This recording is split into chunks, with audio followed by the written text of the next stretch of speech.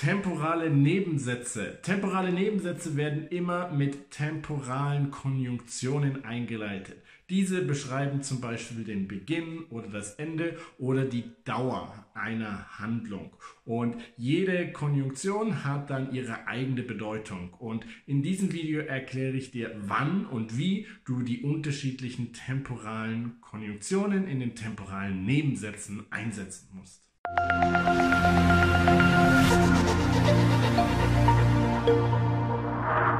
Hallo, mein Name ist Jan und ich bin dein Lehrer hier auf Easy Deutsch, deinem Kanal für deutsche Grammatik. Heute geht es um die temporalen Nebensätze. Diese temporalen Nebensätze werden durch temporale Konjunktionen eingeleitet. Das sind zum Beispiel nachdem, solange, bevor. Jede einzelne Konjunktion hat dann ihre eigene Bedeutung. Sie gibt zum Beispiel den Beginn einer Handlung an, das Ende, die Dauer, aber sie können auch angeben, ob etwas gleichzeitig oder nacheinander passiert. Und jede Konjunktion wird dann in der bestimmten Situation benutzt. Und damit ich dir das besser erklären kann, dafür wechseln wir jetzt in mein E-Book. Fangen wir an mit seit oder auch seitdem. Seitdem gibt immer einen Zustand oder eine Handlung an, die in der Vergangenheit begonnen hat und noch nicht zu Ende ist, noch nicht beendet wurde. Also ich lerne Deutsch, seitdem ich in Deutschland wohne. Bedeutet, beide Handlungen oder Zustände haben gleichzeitig begonnen und sind noch nicht zu Ende. Seitdem ich einen Unfall hatte, sitze ich im Rollstuhl. Hier ist die Handlung im Nebensatz schon abgeschlossen und dann steht er in der Regel auch in der Vergangenheit und der Hauptsatz steht hier immer eine Zeitstufe nach dem Nebensatz, also normalerweise im Präsens. Also wenn das hier in der Vergangenheit steht, dann sollte das im Präsens dann stehen, denn das ist noch nicht abgeschlossen hier. Und der Unterschied zwischen seit und seitdem, den gibt es nicht. Beides ist exakt identisch. Aber mit seit musst du aufpassen, dass du es nicht mit der Präposition seit verwechselst. Also wenn du sagst seit 7 Jahren, seit einer Woche, dann ist das die Präposition. Aber wenn sich seit auf ein Verb bezieht, beziehungsweise eine ganze Handlung, seit ich in Deutschland wohne, dann ist es eine Konjunktion und schickt das Verb ans Ende und ist dann keine Präposition mehr. Präpositionen beziehen sich auf Nomen und bestimmen dann auch den Fall. Hier gibt es keinen Fall. Also immer wenn du seit auch gegen seitdem austauschen kannst, dann geht das Verb ans Ende und es ist hier die Konjunktion. Als nächstes schauen wir uns bis an. Bis drückt die Gleichzeitigkeit von zwei Handlungen aus und legt einen Zeitpunkt fest, an dem beide enden. Also ich bleibe hier, bis ich mit meiner Arbeit fertig bin. Bis du mit der Arbeit fertig bist, sehe ich ein bisschen fern und ich warte hier auf dich, bis du wieder zurückkommst. Hier sind immer beide Handlungen gleichzeitig beendet. Also ich mache das so lange, bis ich mit der anderen fertig bin. Hier, ich bleibe hier und zwar bis ich fertig bin. Also wenn ich hier diese Arbeit fertig habe, dann gehe ich irgendwo anders hin und vorher bleibe ich da. Hier bis, also wenn du mit der Arbeit fertig bist, dann höre ich auf fern zu sehen. Beide Handlungen enden gleichzeitig bei einem Temporalsatz mit bis. Während drückt dahin dann aber die Gleichzeitigkeit von zwei Handlungen aus. Also hier geht es nicht um das Ende der Handlung, sondern darum, dass beide Handlungen gleichzeitig stattfinden. Ich gehe einkaufen, während du die Wohnung aufräumst. Also einkaufen, das bin ich, und in der gleichen Zeit, in der Zwischenzeit, räumst du die Wohnung auf. Während du Computer spielst, lerne ich. Also du spielst Computer und gleichzeitig lerne ich. Beide Handlungen finden zur gleichen Zeit statt. Kommen wir zu so lange. Solange drückt genauso wie während eine Gleichzeitigkeit aus, aber der Unterschied hier ist, dass dann beide Handlungen garantiert gleichzeitig beendet werden. Also, ich werde putzen, solange ihr eure Hausaufgaben macht. Du könntest hier auch sagen, ich werde putzen, während ihr eure Hausaufgaben macht. Der Unterschied liegt wirklich nur darin, bei während ist es sehr wahrscheinlich, dass ich aufhöre zu putzen, wenn ihr mit den Hausaufgaben fertig seid, aber bei solange dann garantiert. Also wird in der Regel dann benutzt, wenn ich nur sagen möchte, was ich in der Zwischenzeit mache. Also ich mache jetzt irgendetwas, bis du mit der anderen Aufgabe fertig bist, und mit dem solange bedeutet es, ich mache das exakt genau bis zu dem Zeitpunkt, an dem du die andere Aufgabe hier, die Hausaufgaben, fertig hast. Und auch hier, solange du bei mir bist, habe ich keine Angst. Auch hier bedeutet das, dass es gleichzeitig ist, und in dem Sinne hier sind es Zustände, keine Handlung, aber der Zustand wechselt, sobald hier etwas geändert wird, nämlich wenn du bei mir bist, habe ich keine Angst, und wenn du nicht bei mir bist, habe ich Angst.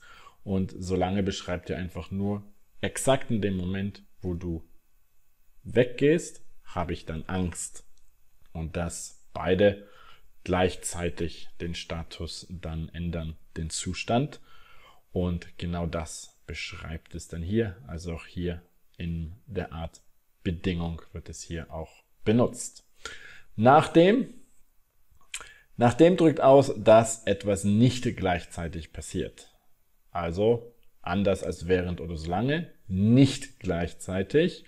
Und die Handlung des Nebensatzes findet immer vor der Handlung des Hauptsatzes statt. Deswegen muss der Nebensatz mit nachdem auch immer mindestens eine Zeitstufe vor dem Hauptsatz stehen. Also wenn der Hauptsatz im Futur, in der Zukunft ist, dann ist der Nebensatz trotzdem in der Vergangenheit. Schauen wir es uns an. Ich werde dir helfen, nachdem du den Müll rausgebracht hast. Das hier beschreibt die Zukunft, und das musst du aber vorher machen, und das steht eine Zeitstufe davor, nachdem du den Müll rausgebracht hast, in der Vergangenheit. Du kannst es auf Deutsch auch so sagen: Ich helfe dir, nachdem du den Müll rausgebracht hast. Denn für alles, was ein fester Plan ist, darfst du das Präsens auch für zukünftige Handlungen benutzen. Deswegen hier, beide Sätze sind richtig, beide bedeuten exakt das Gleiche.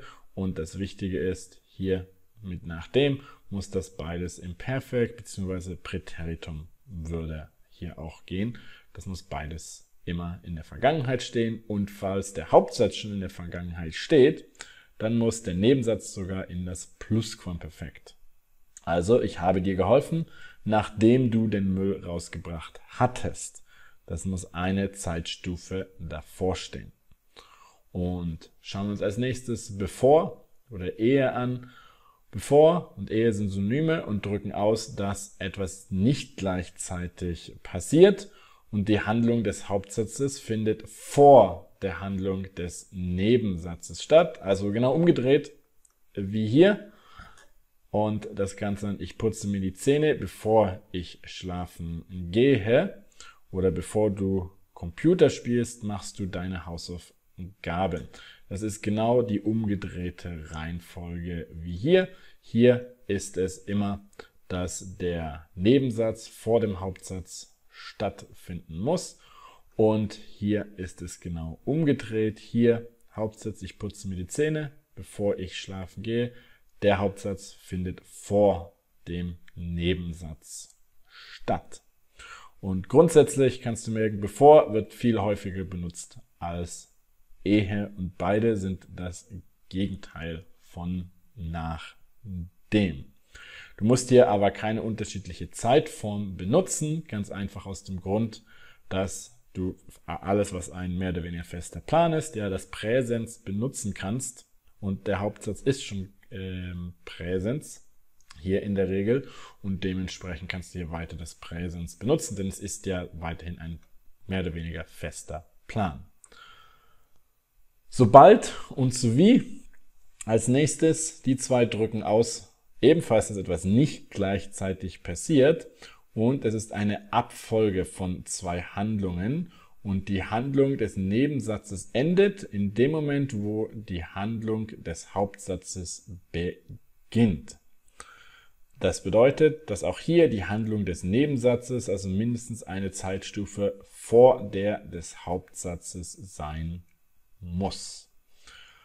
Wenn hier im Futur und im Präsens muss es beides wieder Perfekt oder Präteritum sein und im Perfekt und Präteritum Hauptsatz benutzt du im Nebensatz dann das Plusquamperfekt. Hier wieder der Vergleich zu nachdem. Ich werde dir helfen, sobald, so wie du den Müll rausgebracht hast. Oder ich helfe dir, sobald, so wie du den Müll rausgebracht hast. Du siehst hier schon, das ist eigentlich genau das gleiche wie nachdem. Was ist also der Unterschied? Der Unterschied ist, bei nachdem kann da Zeit dazwischen liegen. Also ich kann den Müll rausbringen und dann irgendwann helfe ich dir. Also ich muss nicht sofort, wenn du wieder oben bist, wieder in der Wohnung bist und den Müll rausgeschafft hast, anfangen dir zu helfen. Das ist einfach danach. Bei sobald oder sowie bedeutet das, du kommst durch die Tür rein und dann helfe ich dir. Sofort. Ohne irgendetwas anderes dazwischen zu tun. Und deswegen ist das eigentlich eine Art Synonym von nachdem, aber mit dem kleinen Unterschied, dass die zweite Handlung direkt nach dem Beenden der ersten Handlung anfängt. Bei nachdem ist es, wie gesagt, nur danach. Irgendwann, nicht zwingend direkt nach dem Ende der ersten Handlung. Also fassen wir das Ganze nochmal schnell zusammen, was die einzelnen Konjunktionen für eine Bedeutung haben. Während bedeutet zwei gleichzeitige Handlungen, solange bedeutet ebenfalls zwei gleichzeitige Handlungen, die aber zusätzlich auch noch gleichzeitig anfangen und enden. Bis bedeutet zwei gleichzeitige Handlungen, die gleichzeitig enden. Und seit oder seitdem bedeuten, dass die Handlung in der Vergangenheit begonnen hat und noch immer andauert. Und nachdem die Handlung des Hauptsatzes findet nach der des Nebensatzes statt, genauso wie bei sobald oder sowie, aber die zweite Handlung startet direkt nach der ersten. Und bevor und ehe die Handlung des Hauptsatzes findet vor der des Nebensatzes statt, also genau umgedreht zu nachdem und sobald. So, die zwei, die hier noch fehlen, sind wenn und als. Die habe ich schon im gestrigen Video behandelt. Falls du das noch nicht gesehen hast, dann schau es dir hier an. Ich habe es hier für dich verlinkt. Ansonsten waren das die wichtigsten temporalen Konjunktionen in den temporalen Nebensätzen. Und ich hoffe, du hast heute wieder viel gelernt und dass wir uns dann morgen wiedersehen beim nächsten Video. Und bis dahin wünsche ich dir viel Erfolg und auch Spaß beim Deutschlernen.